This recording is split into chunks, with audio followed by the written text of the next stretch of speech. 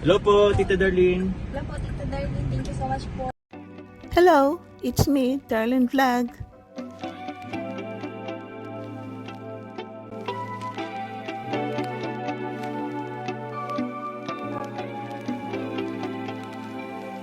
Hello mga Kalingap, Kalove Teams, Kachomkar, kumusta na po kayo? Ito si Darren Vlog, nagbabalik. Mayroon tayong reactionan for today, tonight, but bago yan, i-shoutout natin si Kuya Val, Athena Vlogs, si Kalingap Rab, lahat ng kasamahan natin dito sa Kalingap, ang kasama natin sa Karipa, Karaba, shoutout, lahat ng charity vloggers, DPT, mga ambassador, mga, siyempre ito, mga supporters, marathoners, mga sponsor dito sa Team Kalingap. Kumusta na po kayo? So dito, hindi natin paligoy-ligoy pa, si Jomar, nag-live po siya kagabi.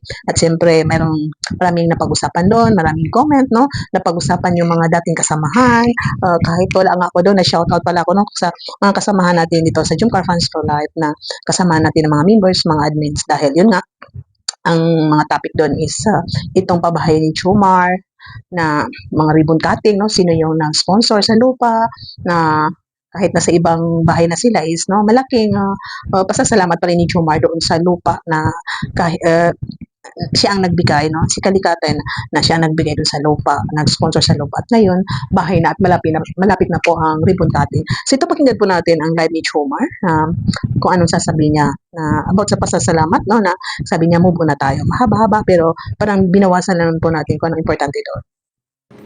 Oh, okay guys, ito na lang din. Kasi para lang din naman sa since okay lang ba? Wag na nakamove on na.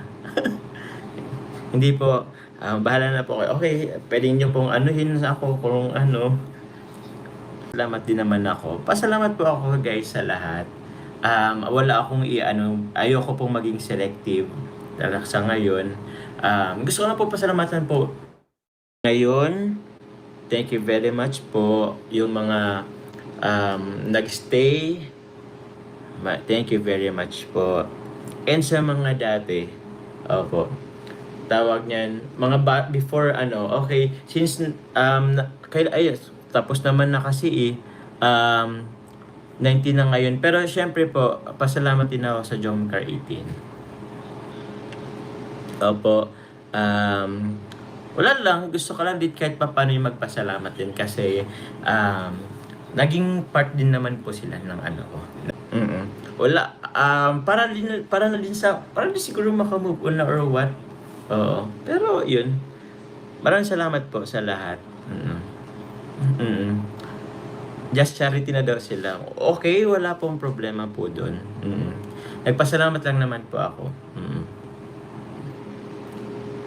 Wala, I think naman guys, wala namang hindi ko naman siguro ikakabawas kung i-credit ko naman po sila. Or magpasalamat man lang. For at least magpasalamat man lang. Kasi para hindi naman sa kakatahimik ng lahat or what. At least ang ko lang naman is proceed na, maka-move on na sa lahat. Ayun. Yun lang din naman, maraming salamat po, DC18. And siguro, i-mention ko na din po kay Young TV. Thank you very much po. Thank you and yun. And move on na tayo. Maraming salamat po sa lahat. Yun. And thank you very much po. Siyempre, lalo na po, ngayon, sa sobrang ever supportive na po na po natin, grupo natin or community po natin, siyempre, mas lalong papasalamat po ako sa inyo. Thank you very much po sa lahat. Pwede nyo po akong i-judge or kung ano man po na na may sinabi ako, nagpasalamat ako sa before. Opo, I know naman na wala naman guys perfect. Wala namang perfecto guys. Pero para na din sa ikakaluwag ng lahat ng ating mga puso, 'di ba? Mahirap kasi guys na meron tayong bit-bit na meron tayong bit-bit ng alam mo na 'yun, kung ikakabigat para lang din man sa ikakagaan din po ng lahat. At ayun ang mga Kalingap Jomcar, narinig ninyo, no? So, parang nagpapaalam pa siya sa atin na kailan babanggitin. Maraming nag-comment na wag na, nakamove on naman. Marami naman, sige, go. Pero ito si Jomar, sinunod pa rin ang kanyang puso na magpasalamat.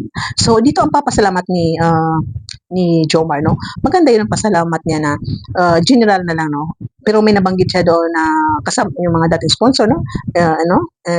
Pwede natin banggitin, manabanggit niya doon na nag-thank you din siya kay Sir Adi Cabral at iba pa.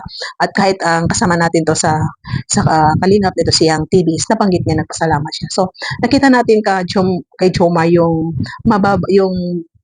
nagbaba siya na nag-thank you pa rin siya na kahit yun nga umalis na sila is nandiyan pa rin yung puso ni Jomar, grateful pa rin siya kasi yun nga may naitulong din yung 18 dati, no? Isa sila sa ways na nakilala ang Jomcar kasi na po natin na ang grupo na yun is nabuo, silang naghanap ng mga sponsors, no? Sa kanila dumaan, then through that kaya nakarating dito sa Team Kalingap, kay Kalingap Rab at siyempre sa dalawa. So hindi natin masabi na kasi masasabi natin talaga ang founder talaga is si Kalingap Rab. So itong 18 dati is isa sila sa tulay, no? Isa sila sa tulay na para bang yung naabot na yung maglakad ang dalawa sa kanilang journey. Dumaan sila sa tulay, no? Itong tulay is nadaanan nila para sila makatawid.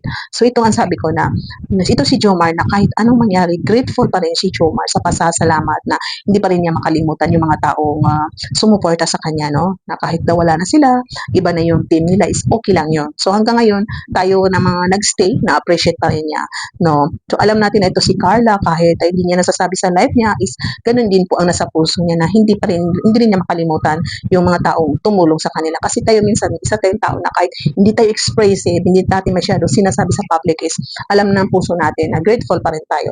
Mayroon pa rin tayong utang na loob, pasasalamat sa mga tao naging ways ng ating tagumpay, no? So, ako rin, masasabi ko rin na itong 18, no?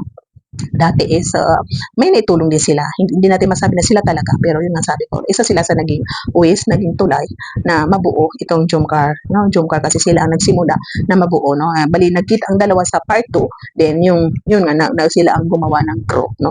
At sumunod ang mga group hanggang sa atin, no?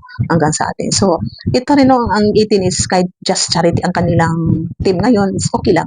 Kasi yun nga, tuloy pa rin yung support nila sa Kalingap, no? Nagcha-charity sila sa kanilang mga iba-ibang ways ng pagtulong sa mga tao, no? At saka siyempre tuloy pa rin yung suporta nila dito sa Kalingap, kay Kuya Val, kay Kalingap Rab, sa ibang beneficiary, no? So ayun nga po, no, ngayon naka-move on na tayo, may kanya-kanya ng suporta ang bawat isa. Sana wag na maalungkat ulit ang gulo, no?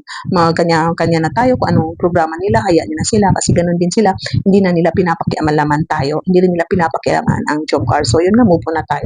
Ang importante is tahimik ang community natin. So yun nga, thank you so much sa panunood na ating reactions video. Paki-like po sa manunood dito, no? Napaka-grateful ni Jomar na meron pa rin siyang, no, kahit hindi siya expressive, pinapakita araw-araw na nagsha-shoutout. It's siyempre nasa puso pa rin niya yung grateful niya, pasasalamat niya na masasabi natin may utang na loob pa rin siya sa mga tao nakatulong sa kanya, no? Isang ways na nakatulong kaya sila nakilala. So shoutout sa lahat. Paki-like ang video, shout out, paki-subscribe sa hindi pa nakasubscribe. Please don't skip out. I love you all and see you in my next reaction video. God bless and thank you for watching. Keep smiling, everyone. Mga kalingap, suportahan natin Darlen Vlogs YouTube channel. Please subscribe. Mga karaba, mga kalingap, mga ka-Jomcar atin ang samahan.